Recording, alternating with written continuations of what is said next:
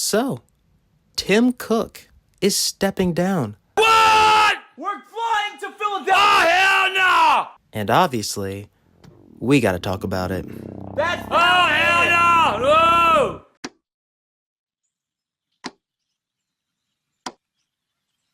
So, Apple recently announced in a press release that Tim Cook, the current CEO of Apple, would be stepping down from his role at Apple, soon to be replaced by a new CEO.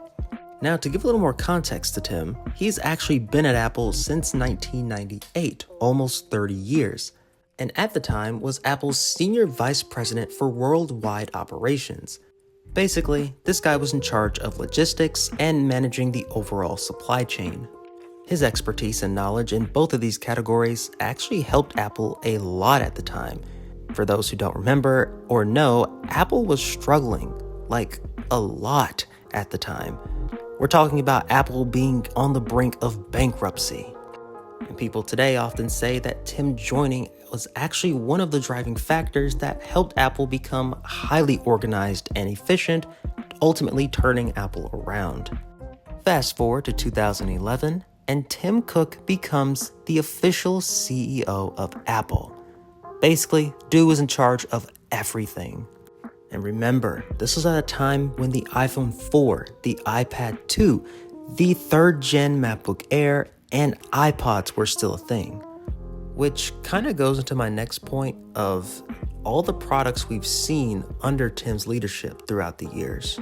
Now look, love him or hate him, you gotta give Tim his flowers because he has overseen some of Apple's most successful products that either carried or is still carrying Apple to this day. Get off that nigga dick, bro. What is you doing?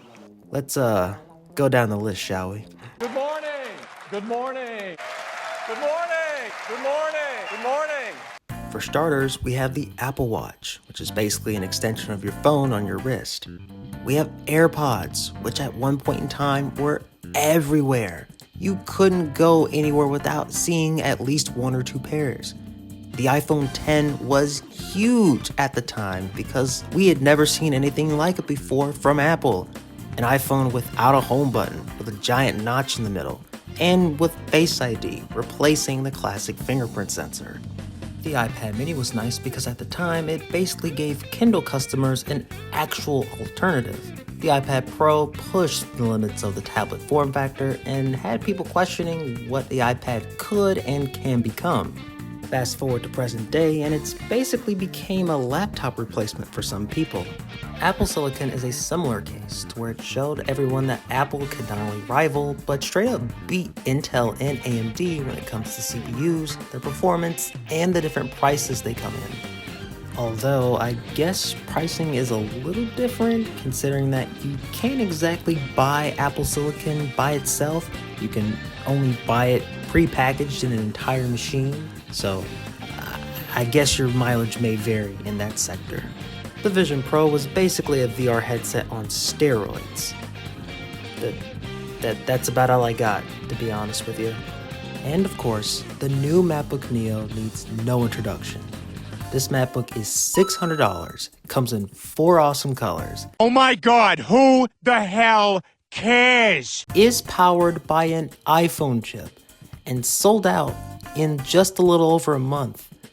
I don't think Apple's had anything that's sold out in that little time.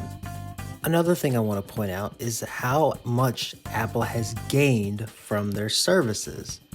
Apple Music alone already makes Apple billions of dollars each year, and that's not including any of the other services they have as well. That's including Apple TV Plus, Fitness Plus, Apple Arcade, and iCloud Plus. And wouldn't you know it, last year, Apple's services division brought in $110 billion last year. I want you guys to sit for a sec and just imagine what you could do with $110 billion.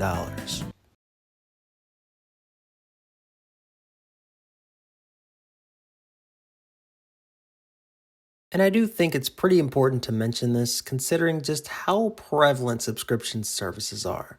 Like, seriously, if it's a service, chances are you're paying a monthly fee somewhere. Heck, Netflix just raised its prices for the upteenth time. And this is pretty much Apple's golden ticket to securing a constant stream of revenue no matter what's happening with their physical hardware. Okay, I do think I've covered most of Tim's successes at Apple, but even then, I still think there are some honorable mentions here and there, so here we go. Police! Help! Police! Help! Help! I remember back when AirPods Pro first came out and basically blindsided us out of nowhere considering that it was a silent release. They were Apple's very first pair of AirPods to offer features like noise cancellation, transparency mode, spatial audio, and many more. And little did we know that their noise canceling and transparency mode would basically be some of the best in the market. I'm stronger. I'm smarter. I'm better. I am better. Rivaling long-term companies like Bose and Sony, who have been doing this for years, decades even. The HomePod was Apple's very first attempt at competing with smart speakers like Google Home and Amazon Alexa. It went decently well, and Siri was still not in the best position, but it was definitely an interesting thing to see from them, especially them releasing the HomePod Mini not too long later. Similar to the iPhone X, the iPhone 6 was also a huge leap at the time for the iPhone, considering that we were moving on from these small little 4-inch displays that we were used to, now moving on to a 4.7 and an even larger 5.5-inch display. And we thought those were huge. I mean, just look at us now, we're basically carrying tablets in our pockets. I know AirTags aren't talked about often, but I still think they could be considered a success, considering that a lot of people bought them and they can pretty much track anything anywhere as long as Apple's Find My network is in the area. Also, they're pretty cheap. They're just $25 a pop.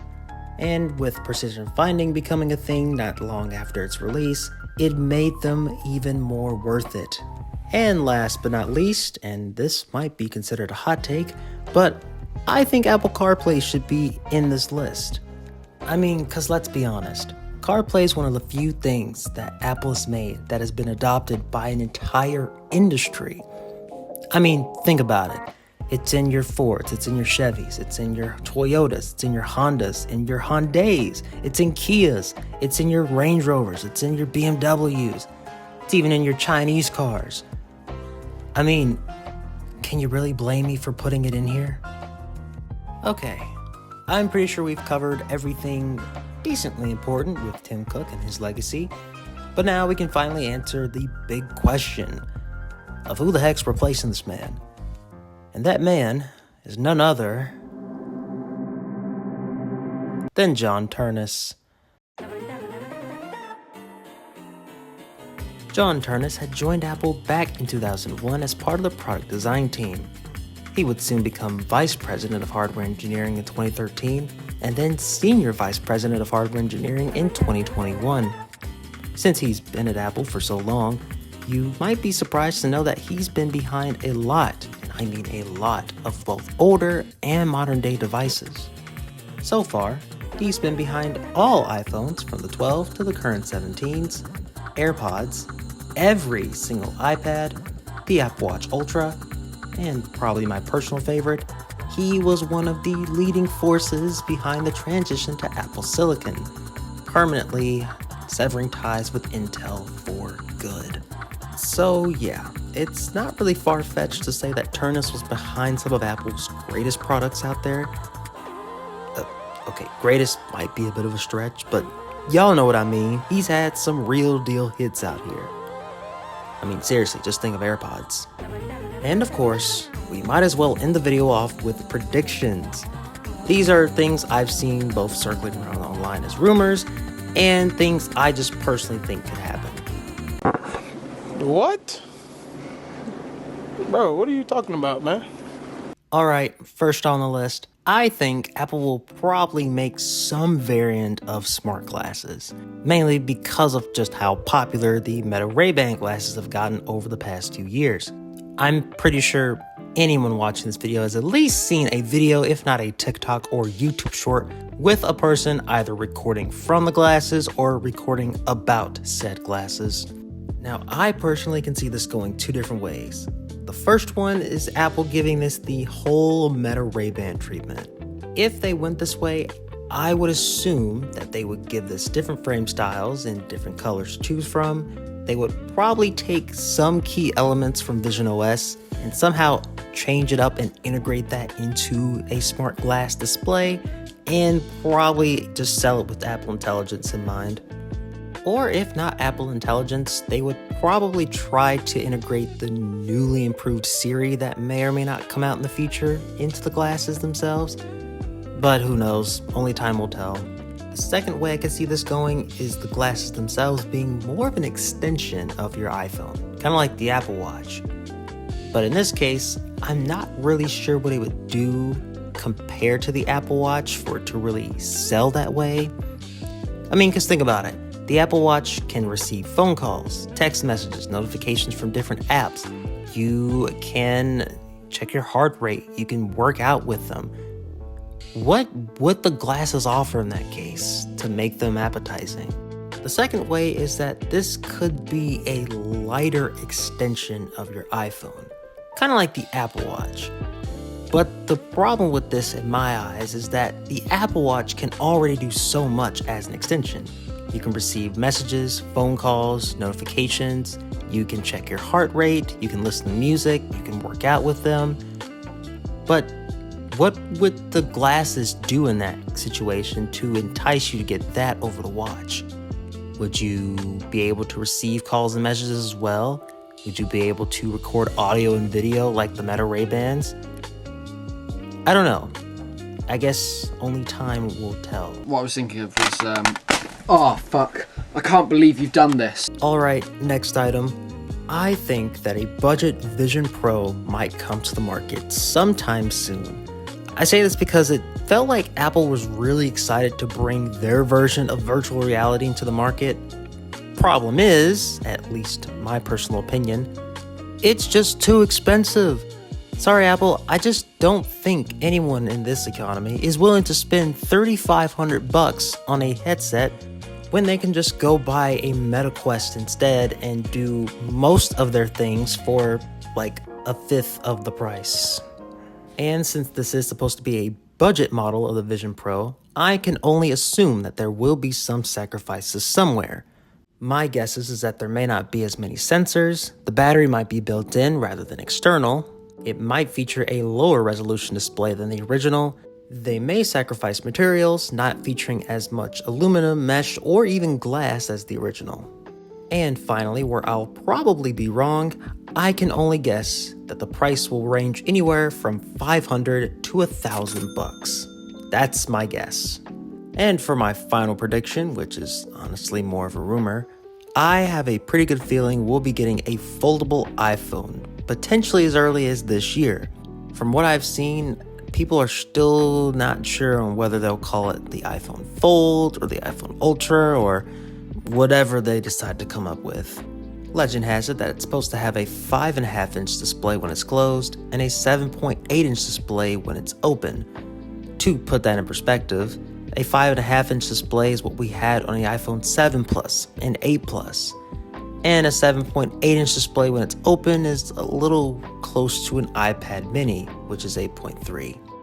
You know, now that I'm thinking about it, it'll probably be more in line with a Pixel Fold rather than a Galaxy Fold, considering the display sizes are closer. But as for the opening folding screen, it's probably going to be a little larger than most, especially if they're comparing it to an iPad mini for scale. And not to mention, we still do not know how they will deal with the god-forsaken crease that you'll see on foldable phones. They're on every foldable phone, you really can't miss it, especially if you're out using it in broad daylight. And if I just had to guess the price, I'm gonna say it's gonna start around $2,400. With storage options in mind, I'm gonna say it could max out around $2,900. That's just my guess. And now that that's over, we can finally move on to the what do you call this, after credits, after show? I don't know, I'm just talking at this point. In conclusion, or TLDR honestly, Tim Cook is finally leaving the CEO role after 15 years and is stepping into the smaller but still important executive chairman role. Meanwhile, John Turnus, who was once the lead hardware designer behind many products, will be stepping in his place to become the new CEO in September. I have a good deal of hope for Turnus in his new role, and considering he's a hardware person at heart, there's no telling what products will come in the next 10 to 15 years. Only time will tell. I guess for starters, for anyone who actually watched till the end of the video, thank y'all so much. I really appreciate it. As some of y'all may or may not have already noticed, this is my very first video on the channel, and oh boy, I've got a lot, and I mean a lot, of catching up to do because so much stuff happened whilst making this. Long story short, I procrastinated super hard, and this video is like 3 weeks late. But hey, it's here now. Ain't no better time like the present. But now I have other things to cover, because by the time this video goes out, WWDC just happened, and so that's probably gonna be next week. With that being said, thank you guys for watching this video, and I hope you guys will stick around for the next. And I will see you awesome people in the next one. Later.